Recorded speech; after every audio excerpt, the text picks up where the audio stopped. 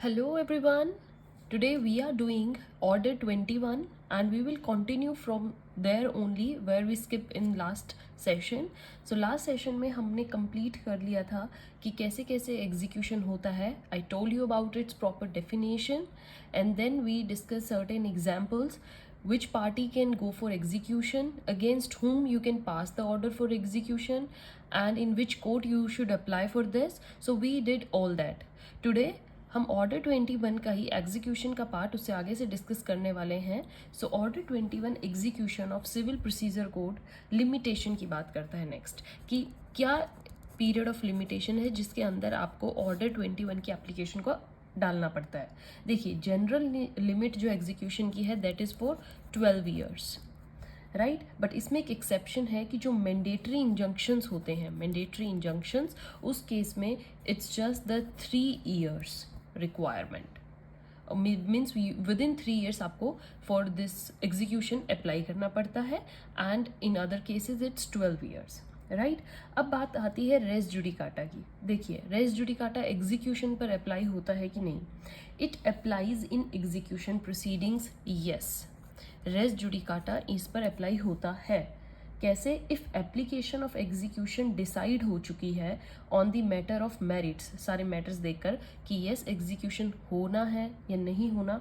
Example कि by chance race judicata जैसे execution की आपने एप्लीकेशन डाली और वो रिजेक्ट हो गई, है ना. If rejected, like parties appear नहीं हो पा रही हैं, या प्री मेच्योर या टाइम बायर्ड आपने अप्लाई किया है, या बिलेटेड आप लेट आए हो, इन सच सिचुएशंस तब रेस जुडिकाटा अप्लाई नहीं होगा. No such res judicata will apply. Otherwise in other conditions res judicata apply होगा. All right, come to now section 46. Section 46 बात करता है प्रीसेप्ट. प्रीसेप्ट, इस पर आपका शॉर्ट क्वेश्चन भी आ सकता है, तो बिल्कुल ध्यान से सुनिएगा. प्रीसेप्ट क्या है? It is a written order direction by which one court to another for requiring the other some acts to be done. एक तरीके का रिटन ऑर्डर है, और ये रिटन ऑर्डर किसके द्वारा दिया जाता है? डायरेक्शन होती है इसमें. बेसिकली वो डायरेक्शन क्या होती है? सपोज कीजिए कोर्ट ए है, वो किसको देगी? कोर्ट बी को. और इसमें क्या किस चीज़ की डायरेक्शन होती है? To do some act. All right. So CPC civil procedure code में इट इज़ एन एप्लीकेशन है ऑफ रिक्वेस्ट. किसके द्वारा? By a court which passed the decree requesting किसको? Another court to attach any property in execution of a decree. जिसमें property by chance दूसरी jurisdiction वाली court के under आती है, तो उसको एक रिटन ऑर्डर देना या रिटन एक एप्लीकेशन देना, वो होती है प्रीसेप्ट, राइट. सो ये दी जाती है belonging to the judgement debtor की वो प्रॉपर्टी उनकी जुरिस्डिक्शन में आती हो. अटैच एनी प्रॉपर्टी का means attachment can only be for 2 months and that can not be permanent. Okay, ये परमानेंट नहीं होगी, जस्ट 2 months के लिए. सो वैलिडिटी ऑफ 2 months जो होता है ये, this can be increased on 3 grounds. कौन कौन से वो ग्राउंड है? देखिए, प्रीसेप्ट में आप अटैचमेंट से रिलेटेड बात करते हो किसी प्रॉपर्टी की, और वो अटैचमेंट जो होनी चाहिए वो परमानेंट ना हो, मीन्स परमानेंट नहीं होगी. Secondly just for 2 months. But ये 2 months का जो है ये किसी किसी पीरियड्स में एक्सीड भी कर सकता है. वो 3 ग्राउंड्स क्या हैं? First, court which issue the precept can change it. जो कोर्ट एक्चुअली में ये है बाई चांस ए, कोर्ट ए ही इसको चेंज कर दे 2 months को कि आपको और टाइम मिलता है, या the court which issue the precept transferred the degree to that court, या कोई कोर्ट जिसने उसमें बीच में ट्रांसफरी रोल निभाया हो. ओके, तो ये सिचुएशंस हैं जिसमें प्रीसेप्ट को आप या इस टाइम पीरियड को आप चेंज कर सकते हो. कमिंग टू सेक्शन 47 बात करता है that power of executing court in deciding the questions. जो एग्जीक्यूट करवाएगी ऑर्डर को, कोर्ट या तो सेम कोर्ट हो सकती है एग्जीक्यूशन के लिए, या कोई अदर कोर्ट है, तो उनकी क्या पावर होती है? इसमें क्या बोला गया? If any matter relating to a degree is about execution से रिलेटेड है, डिस्चार्ज से रिलेटेड है, और सेटिस्फैक्शन से रिलेटेड है, this can be decided by the executing court. उसको डिसाइड कर सकती है. Court can also check the truthfulness of the representatives of party. उनकी रिप्रेजेंटेटिव्स की ट्रूथफुलनेस चेक कर सकती है, क्रेडिबिलिटी चेक कर सकती है. In execution of sale, suppose कीजिए सेल से रिलेटेड कोई एग्जीक्यूशन ऑर्डर है, so the buyer of property will also be treated as a party of the case, buyer को भी चेक किया जाएगा, right. So court can also check the rights of the buyer in properly purchasing में, उसने क्या अपने राइट सारे फुलफिल किए हैं, क्या फुल पेमेंट करी, विद इन टाइम पे किया. So rights like regarding execution, satisfaction, discharge, तो ये हमारे कोर्ट के राइट्स होते हैं.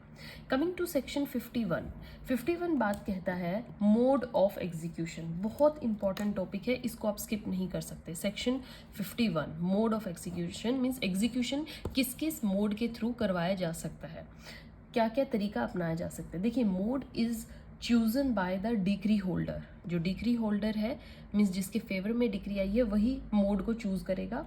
Exception is only when you want to appoint a receiver, it will be in court's direction, rest all is your decision. लेकिन just receiver के case में वो आप खुद से डिसीजन नहीं ले सकते, रिसीवर की जो डिसीजन होगा वो कोर्ट की परमिशन से ही होगा.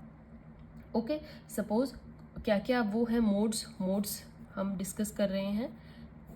First is court can deliver the property of judgement debtor, उसकी प्रॉपर्टी ही ले सकती है, या फिर attachment and sale of property के लिए आप जा सकते हो, और सेल विदाउट अटैचमेंट भी हो सकती है.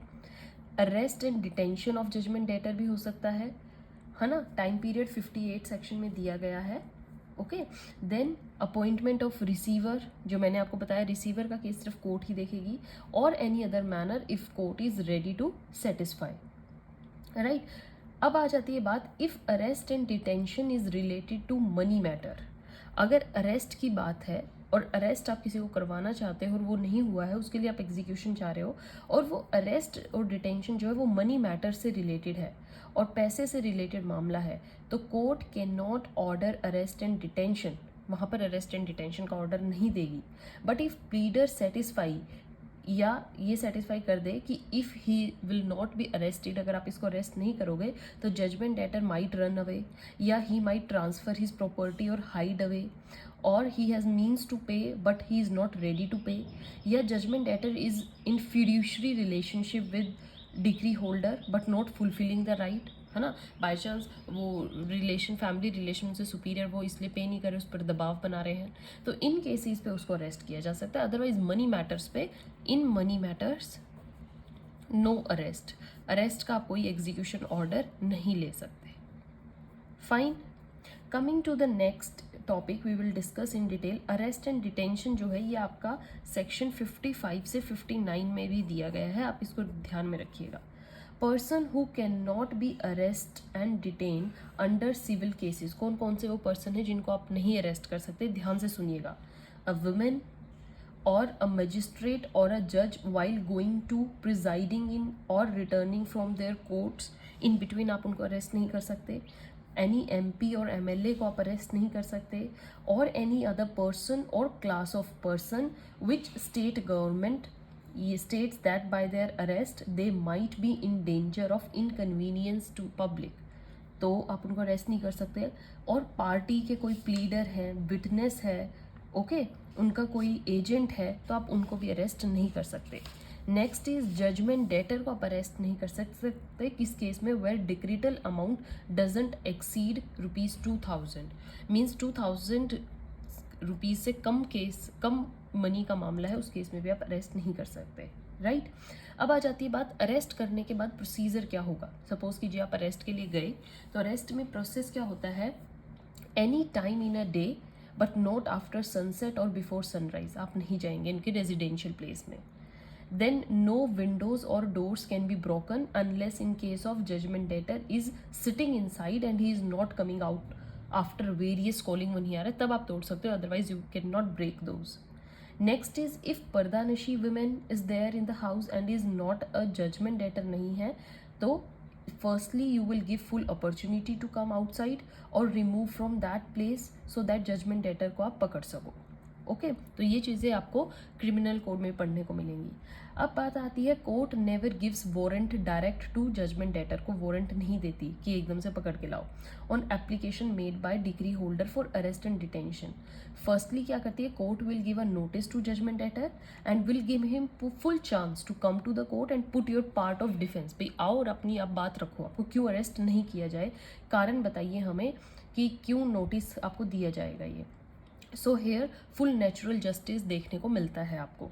If he put his defence before the court and if court को लगता है that yes he is genuine person and is not a fraud one, then will reject the application thereof only of degree holder and no arrest वहाँ पर होगा। but if court is not satisfied with his hearing, नहीं लगता है, and it can give order of arrest at that time there only, right? So degree holder will always give an affidavit regarding what, किस चीज़ का affidavit होता है, along with the application that why arrest of judgement debtor क्यों ज़रूरी है, necessary है, and he will state those grounds. उसको वो हर कारण बताना पड़ेगा क्यों वो उसकी अरेस्ट करवाना चाह रहा है। ओके, और पीरियड ऑफ डिटेंशन आपको सेक्शन 58 में दिया गया है, कितने पीरियड के लिए आप उन पर्सन को डिटेन या अरेस्ट कर सकते हो। देखिए ये बताया 2000 से कम का मामला होएगा तो नो अरेस्ट, कोई अरेस्ट होगी ही नहीं। If the matter is between 2000 to 5000 के बीच का है कोई matter, then you can detain that person for 6 weeks। Okay, if greater than 5000 then for 3 months। ये होता है हमारा एग्जीक्यूशन में अरेस्ट एंड डिटेंशन का concept. I hope you understood it well.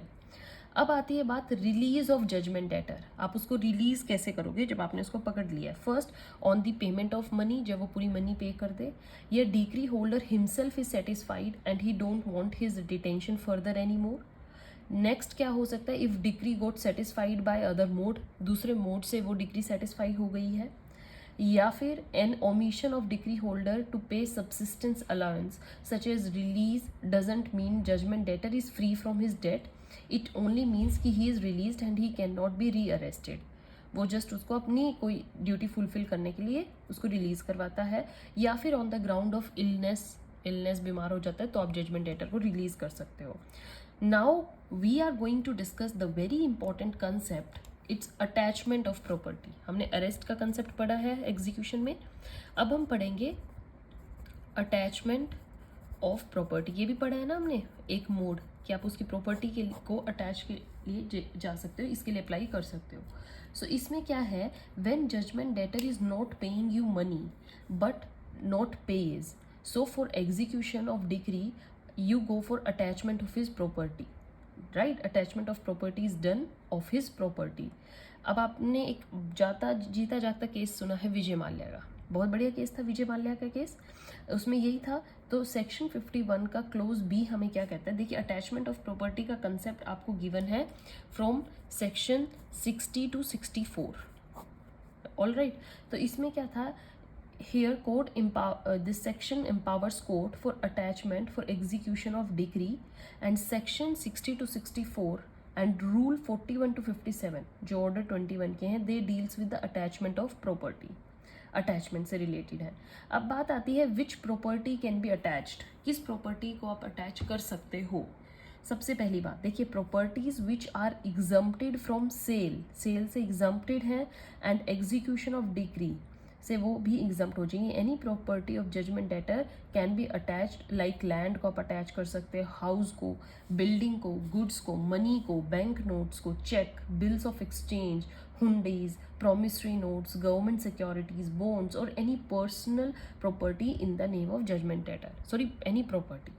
Okay, properties not liable to attachment, वो कौन सी property है जिनको आप अटैच नहीं कर सकते और उनको सेल में नहीं कर सकते सेल के लिए। Those are like necessary wearing apparels, है ना, किसी की ज्वेलरी नेसेसरी जो उस टाइम पे उसने पहनी हुई होती है, cooking vessels, beds, bedding of judgement debtor, his wife and children की कोई बेडिंग है, tools of artisans, animal husbandry से related like cattle, seed grains, उनके सीड ग्रेन्स को नहीं आप बेच सकते तो उन पर आप अटैचमेंट भी नहीं करवा सकते। ओके, हाउसेज कौन से, and other buildings belonging to an agriculturist or labourer or a domestic servant and occupied by him, like किसी के एग्रीकल्चर एरिया में कोई डोमेस्टिक वो बना हुआ है room, then books of accounts को नहीं आप बेच सकते, right to sue for damages को आप अटैच नहीं कर सकते, any right of personal services को आप नहीं कर सकते, stipends and granting allowed to pensioners को, जो पेंशनर्स को स्टीपेंड मिली हुई आप उसको अटैच नहीं कर सकते, okay, wages of labourer and domestic servants whether payable in money or in kind आप उनको भी अटैच नहीं कर सकते, okay. So these are all the things which cannot be attached.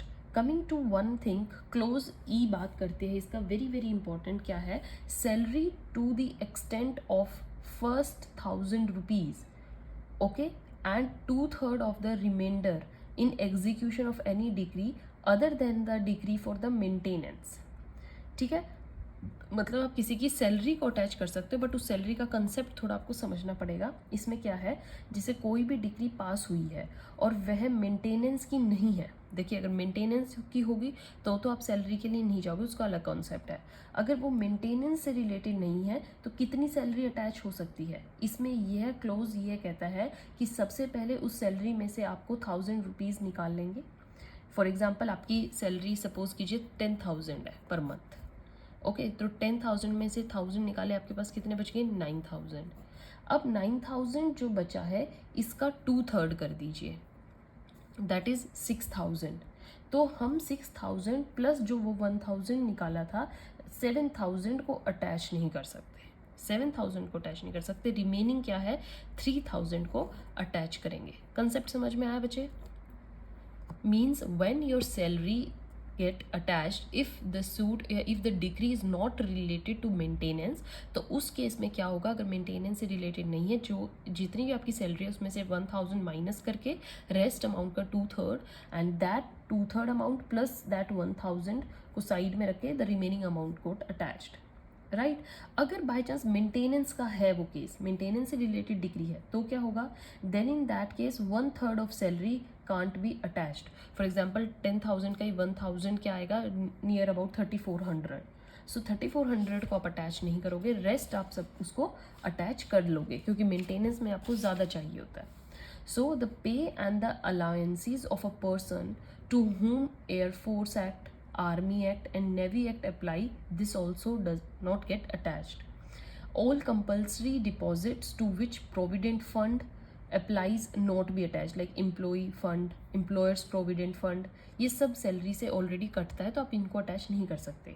Money payable under a policy of insurance in the life of the judgement debtor, आप उसको भी attach नहीं कर सकते. So these are the few things that can not be attached. Otherwise कोई और source of income है, you can go for that attachment, right. अब कुछ रेस्ट बच गया है तो उसको आप खुद से रीड कर लीजिएगा. Otherwise I told you all the important points and these are enough for the paper, for any examination में जो आपको आंसर लिखना है, and I discussed you all the important one. So keep reading, keep watching and stay tuned for the next session, next topic. We are going to come with very new one and with very interesting one. Till then, have a good day. Thank you.